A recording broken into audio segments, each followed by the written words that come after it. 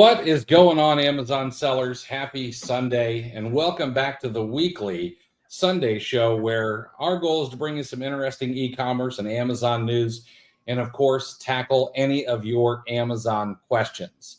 I'm Chris Grant, and to my right is my co-host, the Abyssinian Chris Rasick, and I totally screwed that up.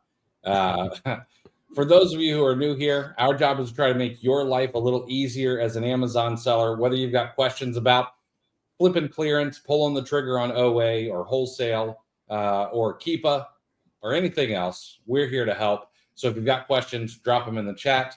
But first, we'll share a little bit of news. Chris, how you doing today, man? I'm good, Chris. It's been a solid weekend so far. Nice. I'm a little heavier on the weekends. Hopefully everybody else is having luck as well. So yeah, it's been a good source. I got a bunch of stuff to buy after we get off here. So I'm excited. That's always solid. Yeah, I appreciate the work weekend. I've been changing things up a little bit. Normally, if I work, I come into what we refer to as my hole. It's kind of dark in here. I keep the fan on. I keep it cooler than the rest of the house. But during the weekend, I've been starting to take the laptop out and working on a little table or whatever, and kind of trying to still work, but also, be a little bit more present. And it's going well. I kind of like it. It's good. You're taking it out into the main part of the house, you mean? Yeah. Nice. So, little less productive, but, I try to put 40 hours in the hole. I might as well take a little time outside of there as well. Sure. All right. So for those of you who may not know, we just launched the OA Challenge Business Growth Grant. And what we're going to be doing is we're going to be giving out $1,000 in cold hard cash to help one Amazon seller, be able to pay for a little bit more inventory. And if it works, if this goes well, we're going to be doing it every quarter from here on out. But it's not just the money, all right? We're going to try to hand you a full seller success stack. You're going to get access to the OA Challenge, which is kind of our flagship sourcing boot camp. So you can learn how to not buy any duds or hopefully keep it to a minimum and start finding more winners. We're also going to give you access to Keepa Academy as well as the Keepa SOPs because data is king. And honestly, unfortunately, no matter how loud I am about it, I know people don't know how to use Keepa fully or properly read Keepa graphs all the time, but you will. Also going to give you access to a lifetime copy of IP Alert. That way you don't have to get blindsided by brand complaints. And then to top it all off, not going to just teach you how to fish, but we're going to give you some fish as well. Going to give you 15 leads from our team to kind of help you kick off your sourcing. And if you use the things from Keepa Academy and the OA Challenge, you should be able to turn those leads, those 15 leads, into 30 or 45 or 60 different leads. And it should be really helpful. Now, here's the deal. It is 100% free to apply. No purchase necessary. That makes it legal in all 50 states and Puerto Rico. No strings, no catches. It's going to be non-dilutive cash infusion into your business. We're just looking for hungry sellers doing OA or RA who want to scale and trying to solve the problems that we had in our own businesses when we got started, which of course was not always having as much capital as we need. Now, the application closes on April the 8th. We're going to pick the winner live on April the 9th, which is our Wednesday show. You can go to cleartheshelf.com/grant and throw your name in the ring. All right. I'll be honest with you. As of the last time that I checked, there were only 7 applications so far. It's a very short application. Yeah, I'm surprised. And so there's not a whole lot of competition. Again, that's cleartheshelf.com/grant. Drop your hat in the ring. And we're going to be closing up applications here in about 2 weeks and hopefully calling your name on the Wednesday show. Yeah, I was floored when I saw how few applications there were. That's ridiculous. Hopefully, it's just a matter of getting the word out, or maybe that marketing mechanism where you need to hear it a few times. But I mean, man, we get hundreds of people on these shows Wednesday and Sunday now. I mean, I fail to believe that everyone couldn't use $1,000. Yeah, it's not. We're not putting a ceiling on how big of a seller you are, how small of a seller you are. There's going to be a little bit. It's going to be weighted more toward the smaller seller. Right? Is going to be who's chosen. If you're, if you're Jeff Storch and I see his email come through, I'm going to be like, yeah, Jeff, I love you, man, but I think you're good on capital. But yeah, it's very, very surprising to me, and I would imagine it will pick up. Even if you're giving away things for free, you still got to market it, which is kind of crazy. Yeah, but man, I certainly hope that picks up. It's a great opportunity.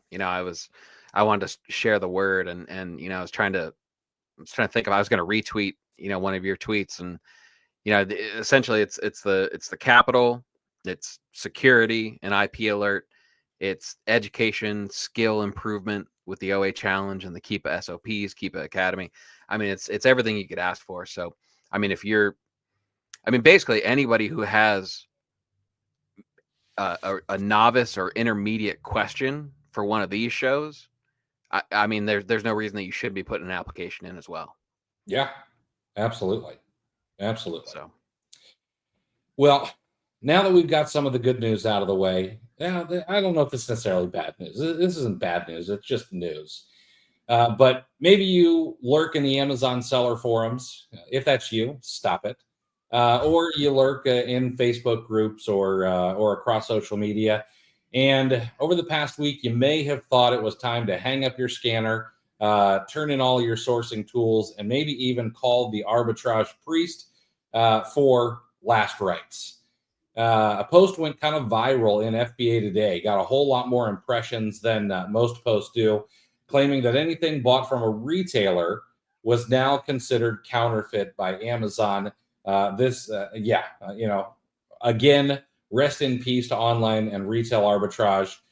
Time of death was this week and last month and last year, except for not really. Turns out this whole panic was based on bad information. The original poster, who goes by Glenn_Amazon and is an Amazon employee, actually had to walk it back in the Amazon seller forums, admitting that the claim was inaccurate. Big shout to Seller Basics, who I know reached out to Amazon's legal team and had them look into it. I'm not going to say that causation is correlation is causation, but it was after, like I reached out to Paul. Paul was like, yeah, I'm shooting legal an email. And then after legal got that email, they made the change to the seller forum post. So no actual policy change.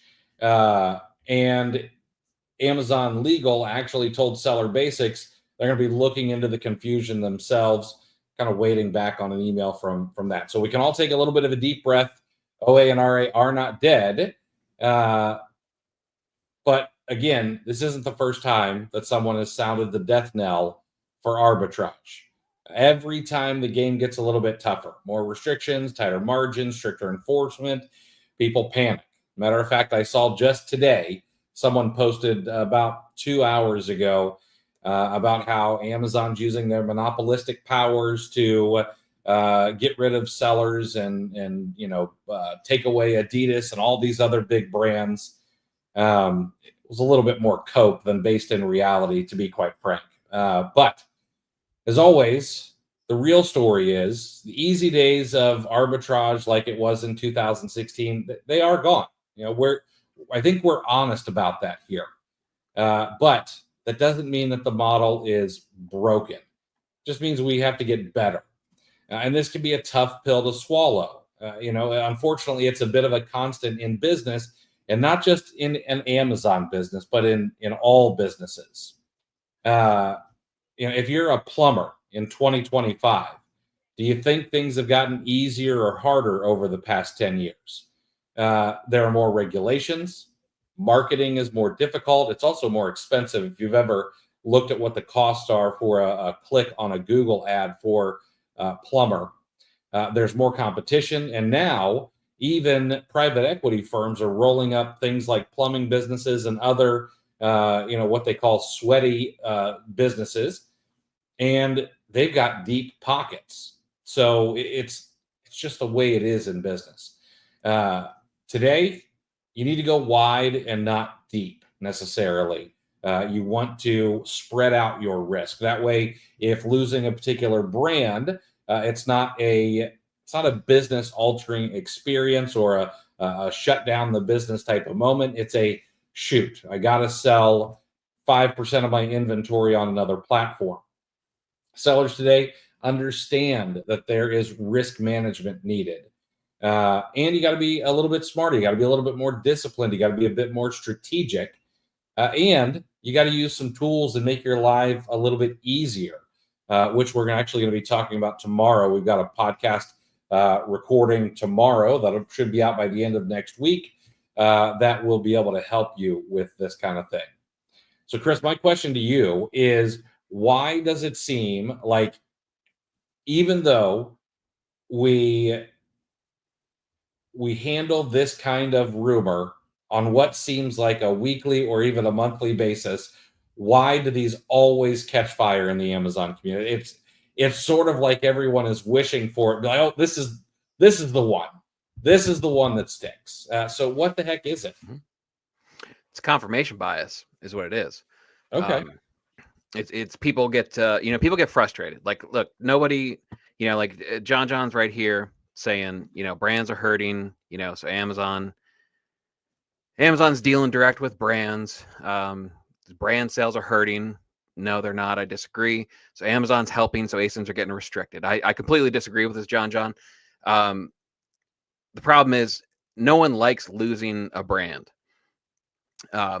You have, especially a brand that you've sold over and over again, right? There are people that have, a nice outlet, and Nike was in there, say Adidas is in there, and it's a quick drive, and it's one of your regular stops, and then all of a sudden Q4 Nike glitches out and goes red restricted for a whole bunch of people. Everybody freaks out. You've just lost what you considered one of your honey holes. That's frustrating. Most people, I don't hear anybody talking about Nike being an issue anymore. Seems like everybody got it back, right? So those people go back to the outlets. Adidas sends out their information, right? Everybody, knee-jerk reaction is an overreaction. They think all of Adidas is getting shut down, which that is not the case. Adidas is going to take the similar route as Under Armour, similar route as, I believe, Bali, to where current stuff, new releases will be restricted, and then the older stuff will be wide open for resellers, right? So they want to corner the market on the newest, hottest stuff that they have that they're releasing. Lots of people make tons of money with Under Armour, so it's a new normal. It's not a lockdown necessarily. It's a change. But this whole thing is, no one can convince me otherwise that this is not all part of the battle against counterfeits, right? Our certain brands are a little finicky. We also have the thing where these big companies, Estee Lauder, I think is Estee Lauder, is that the parent company? Estee Lauder is the parent company of 10 or 12 different makeup brands. Right. Typically it's an Estee Lauder brand that's been the one getting gated for the most part. There are a couple outside of that, but I want to go down that rabbit hole in a second. Yeah, there's Estee Lauder, and then there's another big cosmetic company. And what appears like 10 to 12 different brands that we're losing, it's all one. It's all Estee Lauder, essentially. You need to look up what Estee Lauder is, and see. You can actually see the next brands that will go. You know, you can, and this is completely predictable. Estee Lauder decided they don't want to, they want to lock down their brand. And they're not reseller friendly, whatever reason, you know, whatever the reason is, right? So, but that perception becomes reality. They're like, oh my God, we've lost 12 beauty brands in the last blah, blah, blah. And if you're only reading the headlines, if you're not digging into what the why is, it seems like we're losing all these brands. So then when something like this gets posted, which number one, even before it was walked back, was taken out of context because it had to do with sellers that needed a letter of authorization to sell. Okay. And that's not across the board. And then what they link to is the letter of authorization that Glenn _Amazon, who is probably deceased by now, I would imagine, what he linked to was actually under licensing and brand registry, right? So it was very much, the wording was very much about, like, think about a Lego keychain, you know, that sells, that it's Lego and it's Star Wars, right? They have to get licensed. They have to get a letter of authorization from Disney, from Star Wars, whatever down the line. So they have to get approval. That's what that wording was. So even before it was walked back, it didn't bother me at all because it was clearly taken out of context. And then I'm glad it was also walked back by Glenn before he took a swim with the fishes with some cement shoes. So it's confirmation bias. I think everybody's, you know, frustrated or whatnot. You know, and the thing is, think about businesses, right? I've had a couple jobs that required continuing education, and not all jobs required it, of course. But you know, think about the concept of continuing education. You know, it's put into place so that your skills stay fresh. And I think that's the concept itself is something that I think a lot of sellers would do good for themselves, if they did on a regular basis, kind of either took a course or, you know, reread some of your notes or whatever it was that you got in when you got into the business, whatever made it click for you. It's worth revisiting that. It's one of the reasons that I take the OA challenge over again every single time, to some degree, because there's always something that I've forgotten. You can only keep so many things in the top of your mind. They call it channel capacity is how I heard it referred to in the most recent book. You know, and they say you can only keep 4 things essentially, or up to 7. Like 7's the max. That's why phone numbers are 7 digits, because anymore, and we don't have the capacity to remember any more digits than that. So you know your business knowledge and your skill set is going to be the same way, and you're going to lock into certain things, certain places, and you're going to wear some grooves in, right? And that's where you're going to just put it on cruise control, right? And we don't stress enough the ability to branch out into other sourcing methods, because we don't need to, but we're getting to the kind of environment where that is going to become a handy skill to have. So I think people need to concentrate on skill refreshment and skill improvement a little more than they have been used to. Mm-hmm. Absolutely. Yeah, I was going to ask, how do sellers become better operators, but you answered that question already. So, and now, John, I don't want you to think that we're picking on you, but I do want to dive a little bit deeper into your comment. You know, Amazon's dealing direct with brands now. I'm going to push back just a little bit, because Amazon is actually going the other direction. Amazon is getting rid of a lot of their first-party sellers and pushing them into third-party selling. I don't have the percentage or how many right in front of me, but I can find that. Like, that information is out there. But one thing that I do think is happening is I think that brands are starting to figure out what selling on the internet actually is, which that sounds like to Amazon sellers, that sounds insane, right? And like you've been selling on Amazon 5 years. You know, I've been around 10 years. I know there are people who have actually sold on Amazon since like 2000, 2001. So they're above 20 years, you know, selling on the internet. I know some people who used to sell things on the Yahoo forums. And, so like there are people who have been selling stuff on the internet for a long time, but these big businesses, they don't understand it still. And so they're just now starting to figure out, oh, well, we could actually work with these marketplaces and we can then control our supply chain. So, like with Clinique, with Adidas, they're going back to okay, well, the stuff that we actually sell, like we want to control the supply chain. And for Clinique, it's different than why I think Adidas is doing it. For Clinique, they don't want their $50 makeup going for $27.99 because we all picked it up at TJ Maxx for $8. Like they don't want that spread. If it's on Amazon, that means that's the way it is across the internet. I mean, for all intents and purposes, when it comes to shopping, over 50% of every dollar is spent on Amazon. It's a ton. So that's why they're doing that. It's more about what their brand looks like to the consumer. And is it bad for the consumer? Yeah, absolutely. It is no longer going to be that they're going to be able to go to Amazon and buy that makeup for $28. They're going to now have to pay $50 for it or whatever it is. And that sucks, to be frank. I would imagine they actually end up seeing a reduction in sales on the Amazon platform, because I would imagine that the price that some people pay, it's going to end up being too much. And they're going to move to other brands that are just as high quality.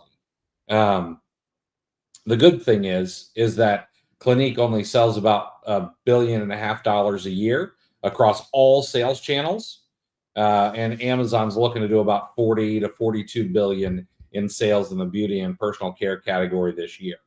So Clinique might be 300 million of that on Amazon, maybe 400 million of it on Amazon, of the $40 million, just 40 billion just in that category. So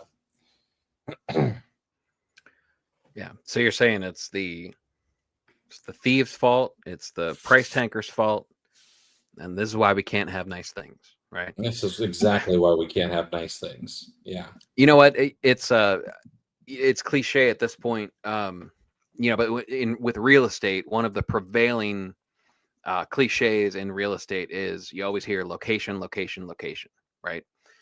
It's true in residential real estate. It's true in commercial real estate. And think of it from a commercial real estate standpoint. Location is important because of traffic, right? If you look up any business listings, on the usually the 1-page summary sheet, kind of like the hit sheet of the highlights, it usually has the amount of traffic that a property has, and meaning cars that go by, right? So, and the reason they give that information is because a business, you put your sign out front. If you deal with any kind of walk-in customers, if you're not, unless you're appointment only, even that doesn't remove you from the importance of this, but you want your sign to be seen by the most cars possible, right? So the busiest streets usually have the most expensive commercial real estate. So transfer those terms into the digital world. If location is important for a business, it's traffic. So what a business has to do, what Estee Lauder has to look at is, I don't like the state of our brand when we're not, when we're not managing what goes on Amazon. So I'm going to go to Amazon and try to control it, but you include Amazon because of the traffic, because they get so many eyeballs on the website. And that's what these businesses have to determine. That's what, Adidas, the thing with sporting goods and especially shoes, there's a bit of prestige involved, Mhm.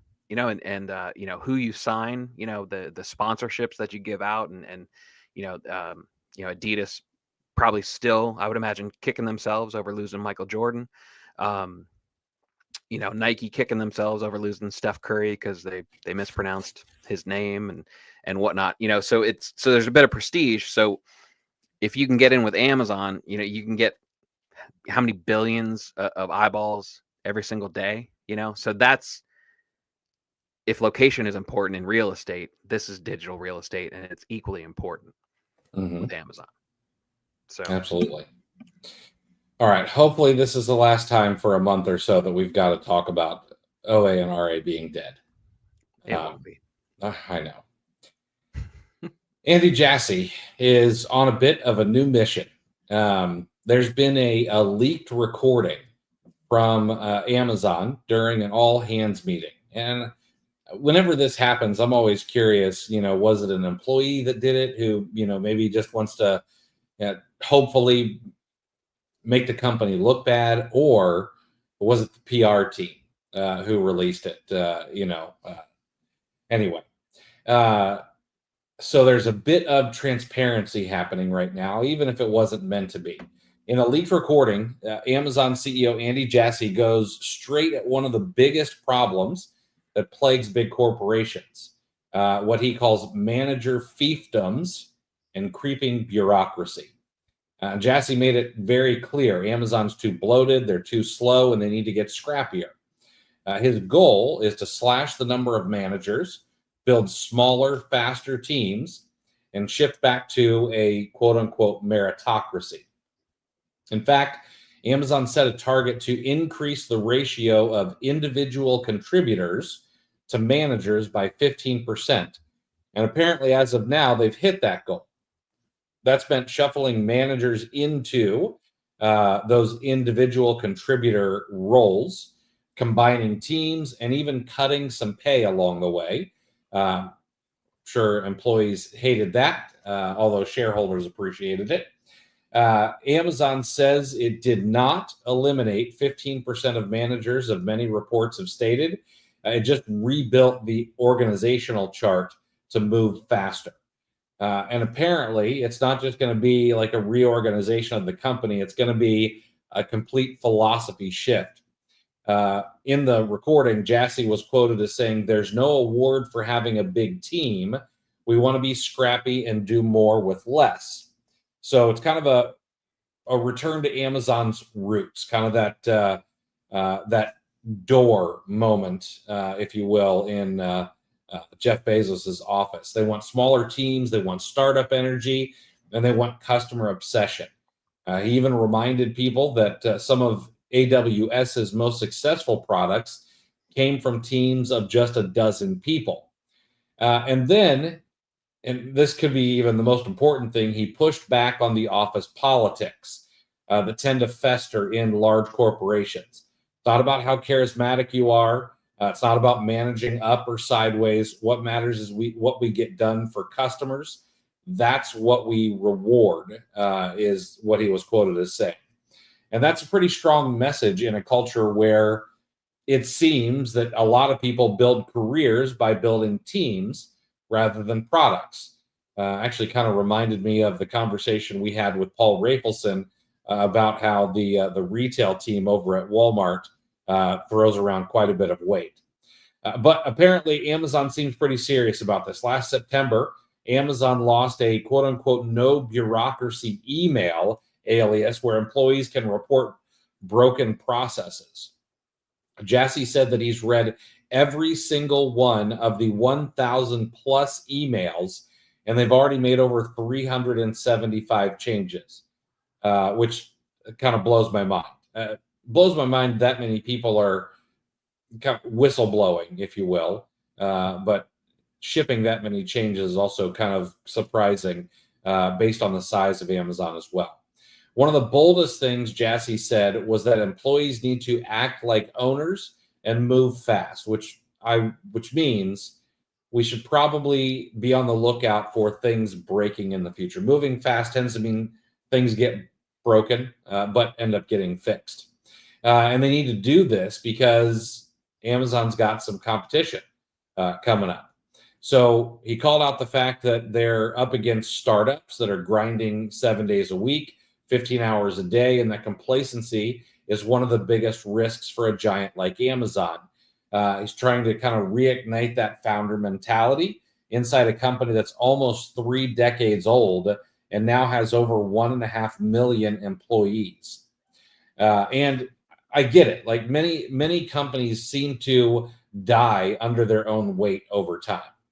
So I guess I'm curious. Do you even think that a company like Amazon, can they act like a startup again? Can they reorient the ship? And if so, do you think it'll be good for sellers? Do you think it'll be better for shareholders or customers? No, I don't think a company can go back to how it was. Um, this is this sounds like intentionally leaked to me. Or if it's not intentionally leaked, well, here's my question on whether it was leaked intentionally or not. Does this sound like anything that if you were in that meeting going, "Ooh, man, I got to get my source at the magazine in on this." I mean, this is just boilerplate, circle the wagons, big corporation. I mean, I don't. None of this sounds effective. I mean, I'm sure it sounds like what goes on at every single big corporation. There's. Mhm. I'm convinced. I was one of the companies that I was at, we were about to cross the threshold of I think it was $10 billion in assets, which was going to move us into a new class of financial institution, and everything had to change, and inevitably you heard conversations in break rooms about how it just doesn't feel like a family anymore. There's and a corporation can't feel like a family, in my opinion. This is just kind of this is just an attempt to maybe change culture a little bit. Mhm. I think it's foolhardy for any company to uh, try to uh, dictate that employees take ownership in through a memo. I don't think that happens. I think that happens just through genuine care for where you work. And yeah, I don't know. I think this is all just this is all just posturing in my Yeah. opinion. I tend to agree with you, and here's why. Um, so Amazon just beat a lawsuit that was brought by shareholders. Saying Amazon, I can't remember exactly what it was about, but it was basically Amazon was not working in the best interest of their shareholders. Uh, what's interesting is that lawsuit was dismissed with prejudice by the same judge who is overseeing the lawsuit between the FTC and Amazon next year. So very, very interesting. I have to look at his. I would like to see that judge's portfolio. Um, but yeah, this sounds. It does to me. I was like, okay, PR team cut up some clips and put them together, and somehow they got leaked to. Yeah, who had this article? It was Business Insider. For those of Oh, you who don't there know, you go. Business Insider is owned by Jeff Bezos. Um, so Interesting. yeah, Yeah. yeah, I mean, look, I don't envy Jassie's job, trying to take this, especially this particular part of it, because it's near impossible. How do you change the culture of a company this big? It just doesn't. I mean, companies get so big, you have people in Texas doing stuff, and then somebody in California, an employee in California, is going to find out about it and not know what's going on, or it's going to directly contradict with the work they're doing. And I think there's there is such a thing as too big to have good culture. You know, absolutely. I need to walk back what I said about Business Insider. Jeff Bezos owns a 3% stake in Business Insider. I thought it was much more than I thought he was majority owner of Business Insider, based on the way that they've written some things in the past. Uh, but I was incorrect. Um, all right, one last piece of news. beneficial ownership information that you were supposed to fill out for the Financial Crimes Enforcement Network is dead again. It has been back and forth and back and forth with this, with injunctions and then stays and then another injunction. Well, it's over this time, and it seemed like this was the kill shot. So I can't remember who, a Department of Commerce or whoever's in charge, said, nope, we're not enforcing it. If the legislative branch wants to come in and do something, we're going to leave it up to them. But it's dead. So if you filed, no big deal. If you didn't file, I did not, and a lot of people are like, well, why didn't you do that? Like, that seems silly. It just took 5 minutes. It's more of not filing made me keep up with what was going on with this soap opera. And that, I mean, who wants to fill out government forms? Like, it's not fun. It's not fun renewing your passport or renewing your driver's license. So, like, what's another form? Like, nobody wants to fill out a government form. And I didn't want to. So those are the reasons I didn't do it. But it's dead again. If it changes, I'll report back one more time. Yeah, I didn't fill it out either. The less files that me and my company have with government agencies, the better, in my opinion. Exactly, and it's not a a tinfoil hat kind of thing. I don't care to be on lists. I get it. Yeah. Big T, where you been, my man? I know you, man. That good to see you, Chris. Do you want to? Oh, dude, that was very nice of you. I do. Yeah, I'm empty inside when you're not around, T. That's true. It's very observant of you. So, with the whack pack, clear the shelf whack pack. I like it. Yeah, me too. I have to get T-shirts made up for that. Chris, you want to go over this week's razor?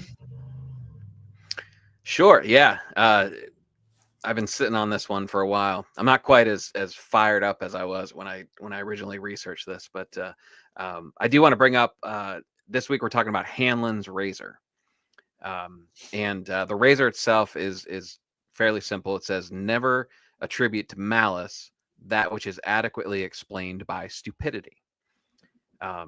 And this is a bunch of different ways to take this. In the context of, and now I looked it up as part of online behavior because I was especially frustrated with some things that were said online. The fearlessness that comes with a keyboard and the anonymity that comes with an online account. It gets to me after a while, what some people say. So, now we can adjust this. I think probably when this came up, stupid kind of had a slightly different connotation, maybe not quite as inflammatory when they said it. So let's adjust it a little bit and let's say, never attribute to malice that which can be adequately explained by frustration, incompetence, or misunderstanding. And when we frame it like that, I think it goes both ways, right? It goes, for the keyboard warriors. We can also direct it towards Amazon, and all this stuff that the reason these people think arbitrage is dead, right? And it's born out of the frustration. So they attribute actions as malice instead of just, ignorance or inefficiency, like Glenn underscore Amazon. He was trying to answer a question, and the wording, we kind of keyed on one part of it. We took it out of context and it exploded, right? And then what everybody did was say, our arbitrage is dead. That's it. I knew it. Blah, blah, blah. We attributed it to malice. Amazon's trying to get rid of arbitragers, when really it was Glenn was just a little out of pocket, right? With one of his answers in the seller forums, right? So, and I didn't mention it previously, but look up the podcast episode with Paul Rafelson of Seller Basics. It's around the 42-minute mark, and he will tell you, he will recount the conversations that he's had with Amazon. And I think the quote is, Amazon loves arbitrage sellers. All right, so look that up. If you're feeling down, if you're feeling a little targeted, a little picked on, go to 42 minutes of that episode, and it'll make you feel better. But yeah, and then online behavior. I'm not going to harp on this again. I felt a lot better after Wednesday's show, after getting some stuff off my chest. But the razor helps explain why some sellers might appear hostile or trollish in these online groups. Their behaviors might not be due to malintent, but rather a result of frustration with policy changes, or the lack of support from Amazon. It could be due to incompetence in effectively communicating their concerns. It could be incompetence in sourcing. There could be some bad buys that they're taking especially hard. And it may be a misunderstanding of the group's purpose or the group's etiquette. I know there are different groups have different vibes, so you may have been spending a lot of time in, maybe a little edgier, a group that maybe has an overall negative impact based on how it's moderated and whatnot. And then you come over to something like FBA Today, where it's more support. I think it mostly has the flavor of what we have here on the show. We don't sugarcoat anything, but we're not all doom and gloom. We'll understand, we'll get to the bottom of something and figure out why Amazon did something or why a policy needs to be changed. And then we work on adapting from there. We're still very positive as far as the opportunity goes with Amazon. So, but that's essentially Hanlon's razor. I like him. And hey, Shannon, good to see you in here. I'm glad you caught it live. One of the reasons I like Hanlon's razor is it gives me the opportunity to have a lot more bless your heart kind of moments and a lot less F you kind of moments. Yeah. And that it's good. It's good for the soul, in my opinion. Yeah, that's, we could go on about that, but one of the other things that we may do this one day, but if you guys are curious kind of why I think we're bullish on like e-commerce and like selling on Amazon, look up the Lindy effect. I used this in one of my pro Amazon arguments recently, and someone of course told me, well, that doesn't have anything to do with Amazon. Yeah, it does. Things that are around for quite a long time tend to be around for quite a long time. So, all right, let's answer some questions for you guys. Ryan, perfect time, little break between March Madness games. That's perfect. It's something I need to start turning on is a few games. I don't know though. I don't know if I want to start watching this early or not. I don't know. I'm just happy. Dan Hurley. I think Dan Hurley got bounced and UConn. Oh, did so it? That's always a celebration in a Villanova household like mine. Right. Jerry, how does a product with no ranking sell, but a product with a ranking of 10K plus in Home and Garden doesn't? And why would the selling item not have a rank? Well, this can be a little bit difficult to answer without actually looking at the products themselves. So let's address this first. Why would a product that is selling not have a sales rank? There's lots of reasons. Mostly, I think it's typically some sort of glitch.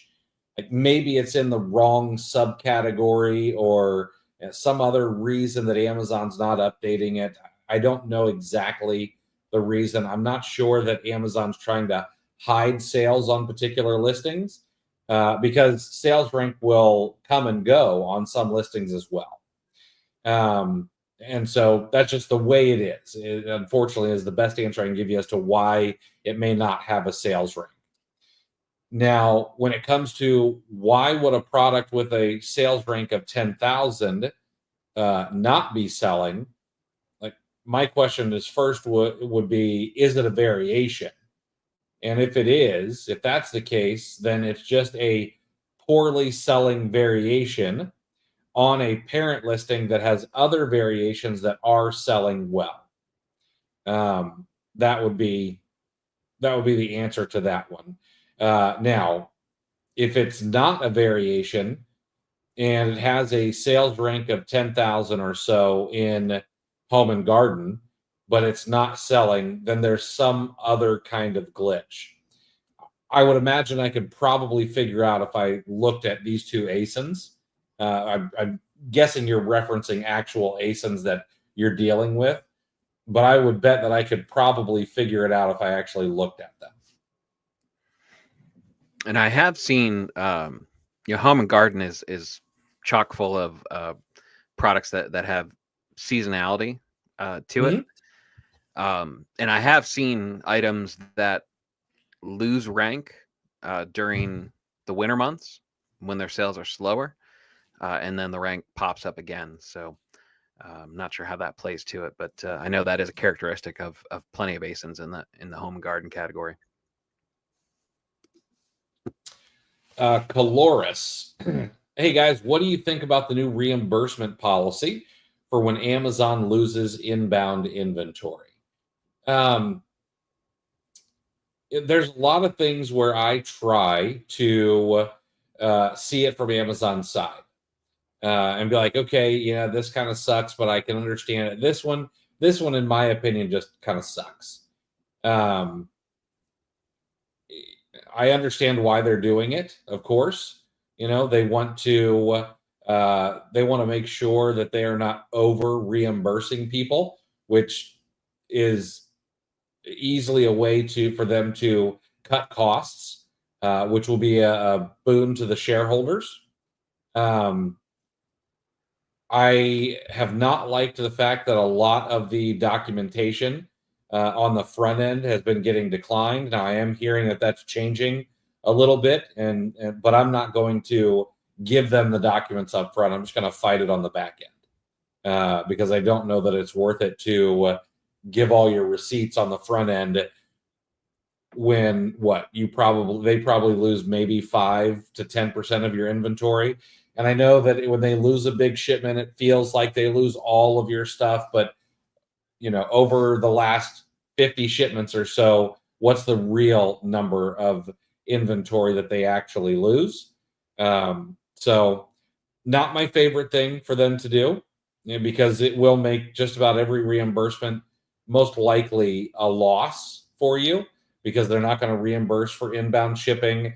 They're not going to reimburse for, let's say that it takes them 30 days from the time that you ship the inventory until the time that it's ready to be reimbursed and they lose it. They're going to charge you storage fees for that 30 days. So you're going to be out on storage fees. You're going to be out on inbound shipping. You're going to be out your prep costs, and they're going to reimburse based on your actual cost of that item. So it will be a loss. But, and this is me defending Amazon again, if you are running a brick and mortar retail business, this would happen as well. Amazon, or not Amazon, but Walmart loses it's billions of dollars out the back door every year. They lose billions more dollars out the front door every year through theft. And these are things that they just have to eat, including, their own storage costs, their own logistics costs, et cetera, and so on. So if we want to think of ourselves as a little Walmart, it's actually kind of how business would be done. So it sucks, but I guess I also do understand it. Yeah. I mean, if we were in an environment where people weren't fired up about fees increasing all the time, and we were able to take an objective look about it at this, we were being overcompensated for lost inventory.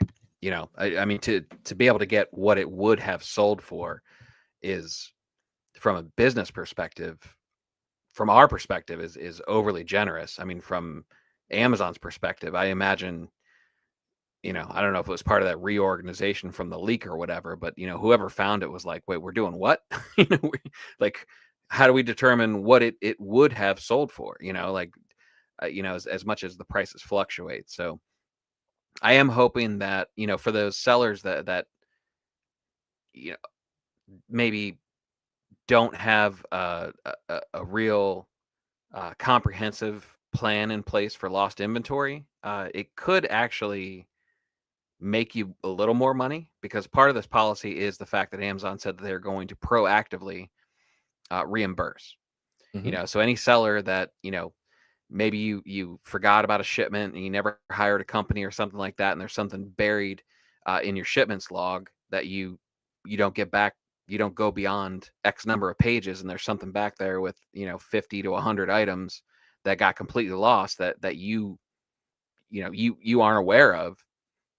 In the long run, you may actually make more money with this policy, because they're going to proactively reimburse you. You don't have to initiate the request.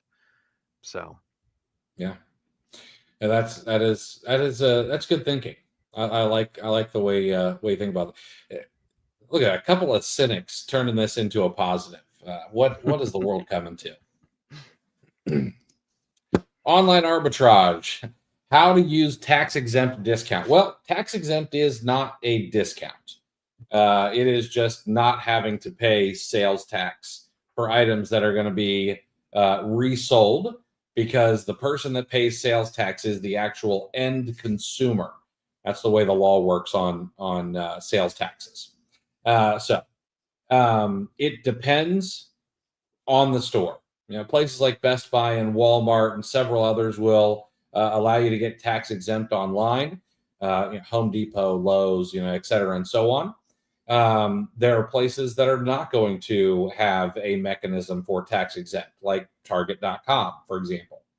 For those places that you cannot get tax exempt, you have a couple of options. The first option is to hire a prep center in a tax-free state.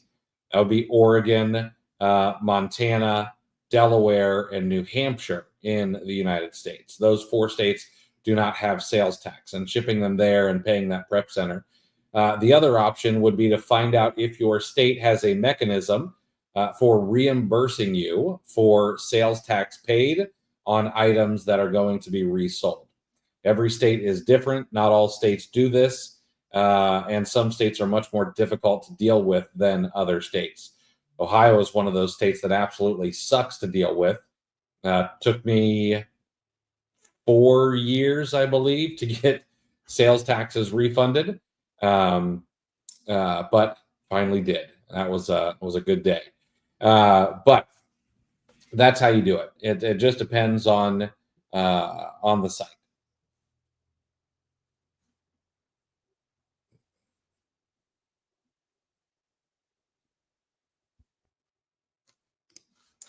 Joel, does Amazon to Amazon ever die, or is it only OA and RA that gets the axe every now and again? That's a good question. It's a good question. I've not heard of Amazon to Amazon flips dying as of yet. Waiting for that one, though. Steven, would you ever do a deep dive specifically on the infinite lead method? So I can't give away everything for free. Matter of fact, someone told me on Twitter just yesterday, they were like, you writing this information for free is stupid. I don't know if that was a compliment or if they were actually calling me stupid, but I read it as a compliment. So the infinite lead system we've done behind a webinar, and it is inside the OA challenge. Unfortunately, I don't think that I'll ever make like a YouTube video on here's the infinite lead system. That's one of those things I gotta keep for the folks who are willing to pay for it.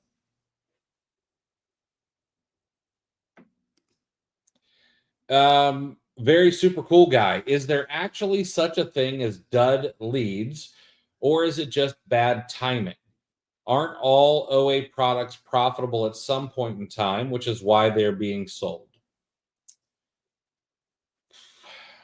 I'm sure that there are some things that have never been profitable to sell on Amazon for one reason or another. But if they are being sold by third party sellers, it is very likely that there is some reason. And what I mean by not being profitable is like Amazon's always sold it.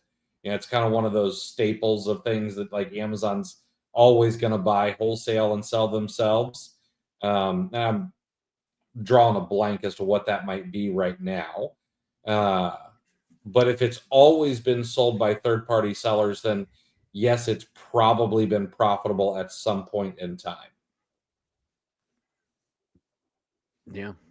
The Kindle Scribe. They're not. They're. I think they're having a little trouble with that, Right. even though it's a fantastic device.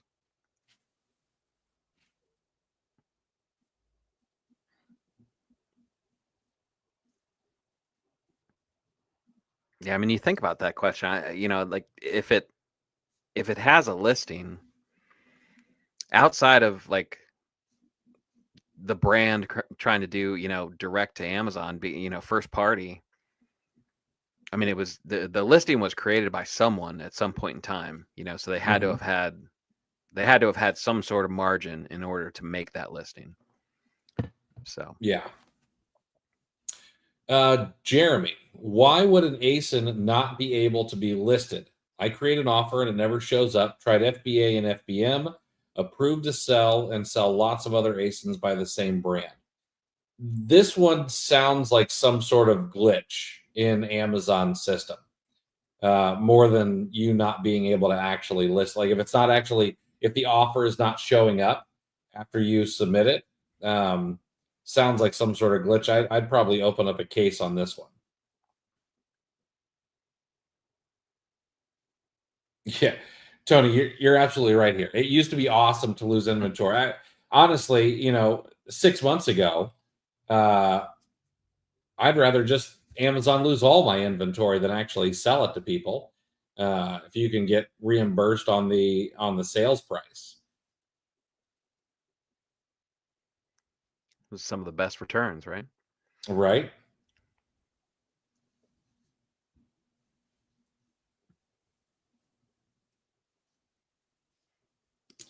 Sleekiest looks like Amazon is opening up a lot of big gated brands to sellers with a ridiculous 200 to 300 products to ungate. Yes, this happened to me. I've actually there are a couple of brands that have recently been taken away where I can go and get ungated with 100, 200. One of them is 400 units. Now, why is this happening? We haven't been told. Is this Amazon's AI changing rules? Is there some team inside of retail that's doing this? What's going on? We can't know for sure. My guess is, and this is just a guess, is this could be a change based on Amazon wanting to make sure that the supply chain is clean. And they think, well, it would probably make it more difficult for people to want to sell fake products or counterfeit products or stolen goods if they've got to show us an invoice for a ton of items. And here was my thought process. My thought process was, if someone is going to sell stolen goods, for example, would they go out and buy 10 units of, let's just say Nike from Nike.com and get ungated? Yeah, absolutely. The upside, it's an asymmetric bet. But are they going to go and spend that money on 400 units or 100 units? Maybe not. Maybe the juice isn't worth the squeeze for them there because they know they're probably going to get caught and get the account shut down, and they're going to have to do this over again on a new account. So, like, is it worth having to do that over and over and over again? Maybe not. That's the only thing I can think of. Hopefully, Amazon comes out with some more information on why they might be doing this. On the other hand, okay, I know that everyone's like, oh, well, this is ridiculous. On the other hand, this is a moat for those who are willing to cross it. Now, Amazon's getting more difficult with their ungating. It's not just I get ungated with a blank piece of paper anymore, or I submit the invoice and it's one shot, one kill. Actually, Reezy actually just shared on Twitter his process for getting ungated with Nike just recently. He had to get re-ungated and said he had to send in the paperwork and they denied it. And I think he sent it in again and it got denied again. And I think he actually then hopped on the phone or chat and did not get off of the phone or chat until he spoke to a person who could actually see that he was sending in exactly what they were asking for. If you have to go in and get 100 units of something for ungating, and on top of that, you actually have to do some work like getting Amazon to move it up to a person who actually knows what they're doing, that's a moat because a lot of people just will not do that. And so I think what we're actually going to see from this is for everyone who complains about price tanking, I think we're going to see nature heal a bit and we're going to see some prices go back up now that there is going to be less supply. But demand is likely not going to go away. Like people are used to shopping on Amazon. There have never been more Prime members than ever. And so if that demand stays, but the supply goes down, we're going to see prices rise. And it might just make sense to spend the money to get ungated. And then outside of that, there are often a lot less expensive ways to get ungated than you might think. Now, I'm not gonna go just blasting them out to everybody here, but if you're in some smaller Amazon communities, talk to your network. There are probably going to be some cheaper ways to get ungated, even if you have to go and get 100 units or 300 units or anything like that. Yeah, and it's worth mentioning that Amazon tends to forget about the arbitrage seller every once in a while. We learned that in our conversation with Yoda, because he presented the challenge that when they made the change to the API, they were no longer creating the SKU right away, and there's a process it was taking up to an hour for a while. Or actually, it was taking longer than that for a while. It's speeding up. It's only a few minutes from my experience now, but that change was made because the person making the change and designing that part of the API change just forgot about arbitrage sellers, and couldn't think of a reason that SKUs would need to be generated right away, and so I think some of the people that make these changes, they kind of have blinders on a little bit, and they're used to, people selling on Amazon sending in truckloads of stuff at a time, so 100 to 200, 100, 200 up to 400 probably doesn't seem like that much for the majority of the inventory that they see from their perspective. So they, in the case with the API, they actually had to be reminded that, there are arbitrage sellers out there sending in a few units at a time with the inventory on hand right away, selling on an existing listing that need a SKU created right away. Hanlon's razor yet again. Right. Let's, here's this is just a thought experiment, really. There's no way for us to know. But we all know in our own lives that you bring, I sell on, so you do drop shipping. No, I sell products on Amazon. And a lot of people will be like, oh, well, I didn't know that, you could sell things on Amazon. They're just like, I thought you sold on eBay. So my question is, even though Amazon has 1.5 million employees, how many of those employees do you think don't know that third-party sellers even exist, and they just think Amazon sells all that stuff? Right. I was thinking about that when you were talking earlier. I think there's there's like 80 or 90,000 people that live in my city here. Amazon hires 2.5 times the amount of people in my city just for the holiday season. Yeah, that's crazy.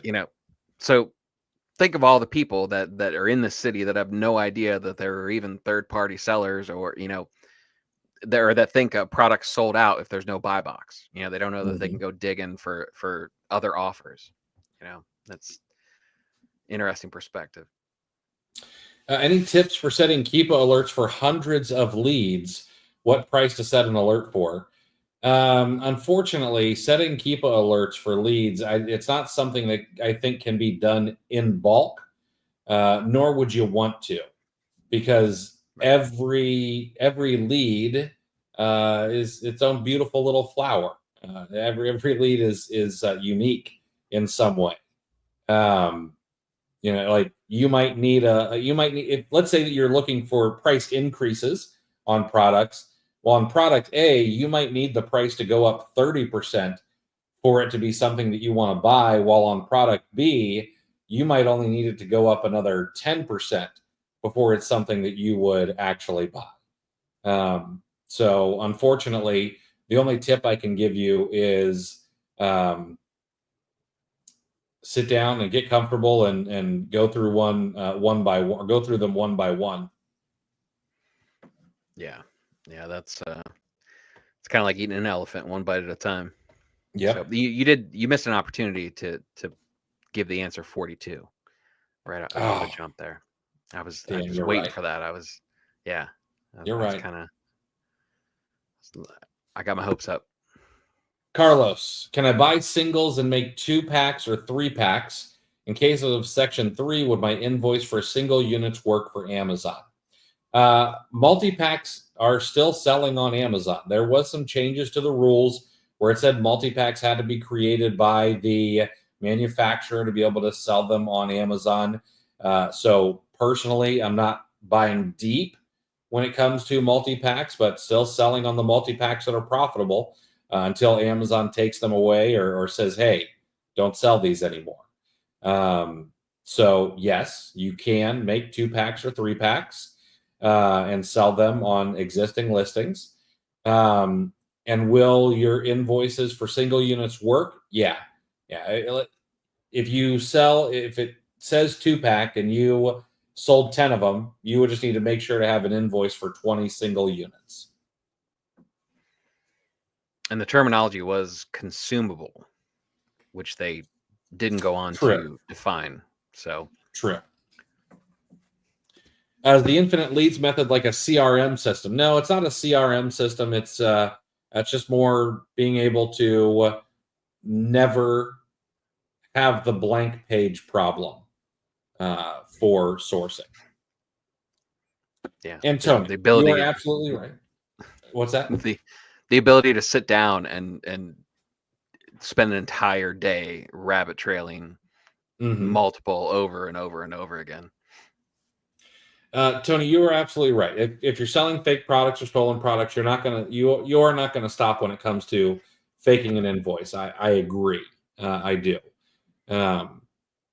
Unfortunately, my brain doesn't automatically go there. I wish that it did. Like, I wish I thought about these things.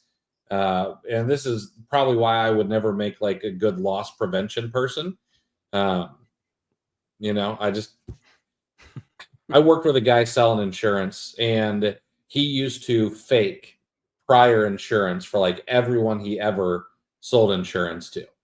And like, I always wonder, like, why does this guy beat me all the time?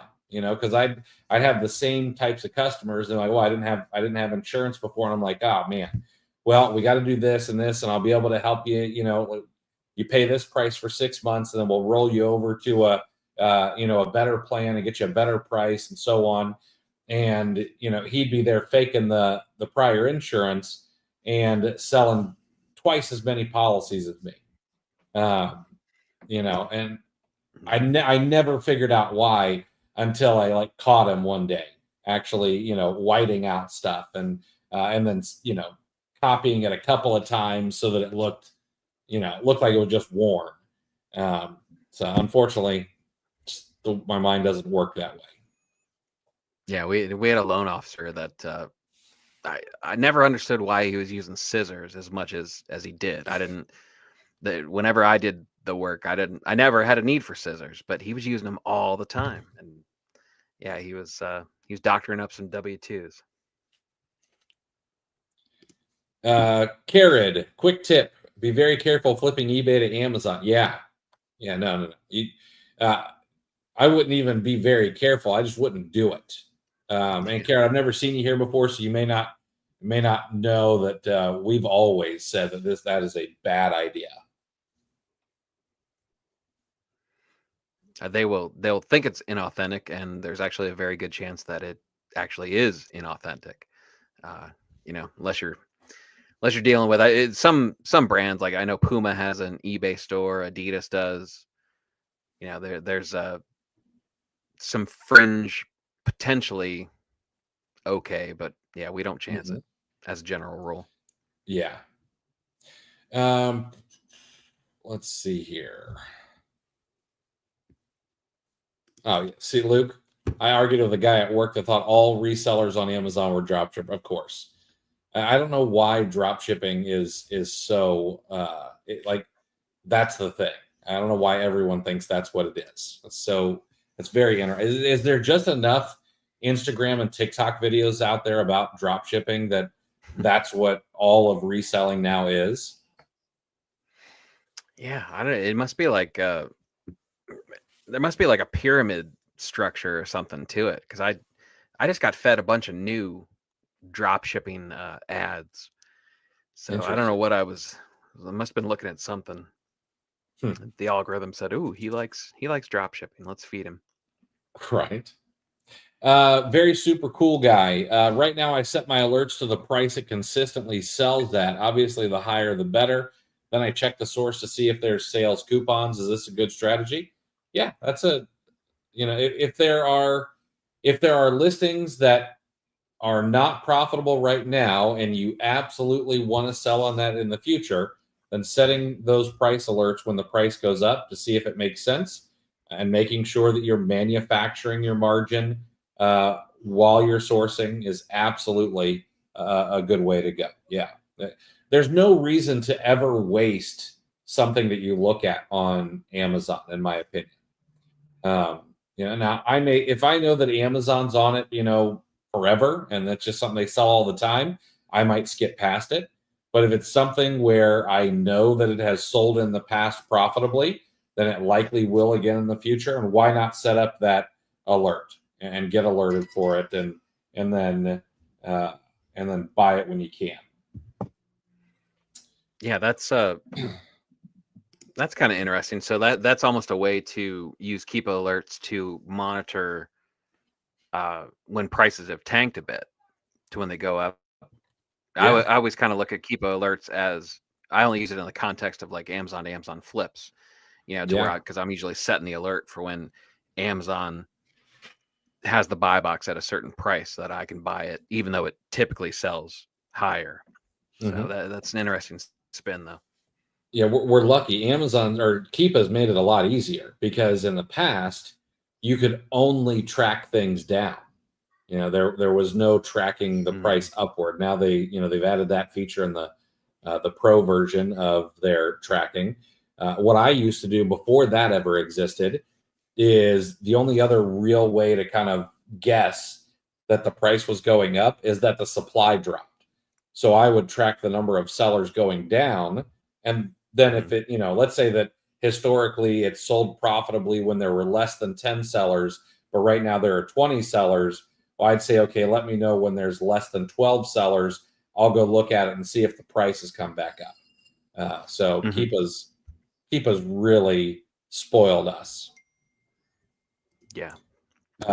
And what if the Keepa people wanted to charge $100? Yeah, I'd pay them. Well, I already pay them more than $100 a month. But yeah. That's an interesting thought experiment. What's the most? It's free research for Keepa if they're listening. But what is the most that you would pay? What's the most that an average seller would pay for Keepa? That's a good question. I'm curious about that. And it's probably uncomfortably low if we actually had enough responses, because I think Keepa is still underestimated on just I how would agree with powerful that. a tool it is. I would agree with that.